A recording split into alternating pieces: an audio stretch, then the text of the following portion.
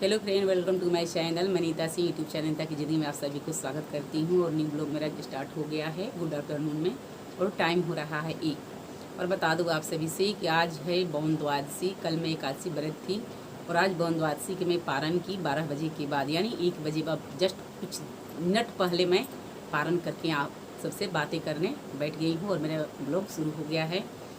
और बता दूँ एवरीवन की बौन द्वादशी जो हमारे बावन भगवान थे उनकी अवतार हुआ था। जैसे जन्माष्टमी मनाते हैं हम रात में 12 बजे के बाद ही 12 बजे उनकी जन्म होता है और 12 बजे के बाद ही बहुत लोग जल पानी या कुछ भी भोग करते हैं, उनको भोग लगाकर। उस तरह हमारे बावन भगवान को जन्म हुआ था 12 बजे और 12 बजे के बाद ही हम जल और जो भी हमारा भोजन होता है, हमारे भोजन एकदम सादगी भोजन रहेगा। जो कि हमारे धर्म में, चाहे आप सबके धर्म में बोलते हैं, बहुत सारे लोग ऐसे होते हैं कि उनकी धर्म में कुछ अन्य चीज़ होता है और हमारे धर्म में कुछ अन्य होता है।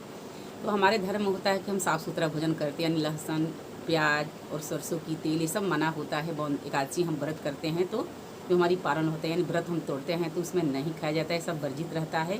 और जब शाम होगा, जब सूर्य अस्त हो जाते हैं तो अपना खाना पीना, ये जैसे सरसों हो गया, सरसों के तेल हो गया, सरसों हो गया या लहसुन प्याज सब हम खा सकते हैं।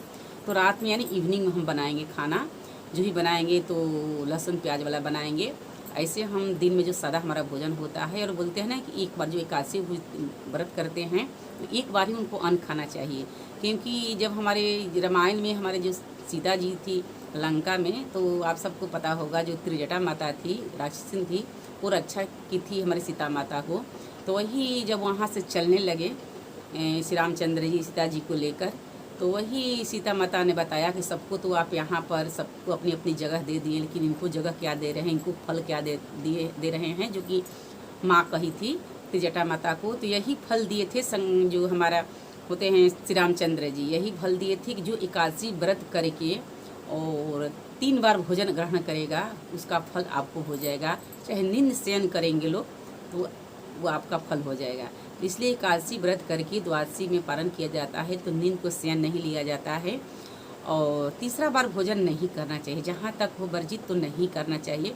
पहले हम लोग को पता नहीं था, मैं मायके में थी तो हमारे पिताजी हम लोग बहुत छोटे से ही एकादशी व्रत करना शुरू कर दिए थे। तो हम लोग छोटे छोटे थे तो मेरे पिताजी बोलेंगे ना कि तुम लोग 5 बार खा लो, 5 बार खा लोगे तो उसमें भेद नहीं लगता है। तो मेरा कहने का मतलब है कि 3 बार ही में जब त्रिजटा माता के हो जाएगा तो 5 बार की तो बात ही अलग है। तो उस समय हम लोग की समझ नहीं उतना था, जब से मेरे बाबूजी बताते थे वैसा ही हम लोग करते थे। लेकिन आज तो कुछ समझ और हो गई है, तो जब से मेरा समझ हुआ है तब से मैं नहीं खाती हूँ, एक बार ही दिन में खाती हूँ और एक बार रात में खाऊँगी। ऐसे ही बहुत सारे लोग मिलेंगे बोलते हैं, आज भी जो बड़े हैं ये बुजुर्ग हैं लोग बोलते हैं कि 5 बार हम भोजन कर लेंगे। तो सबकी अपनी एक होता है इच्छा, वो अपना करना चाहिए।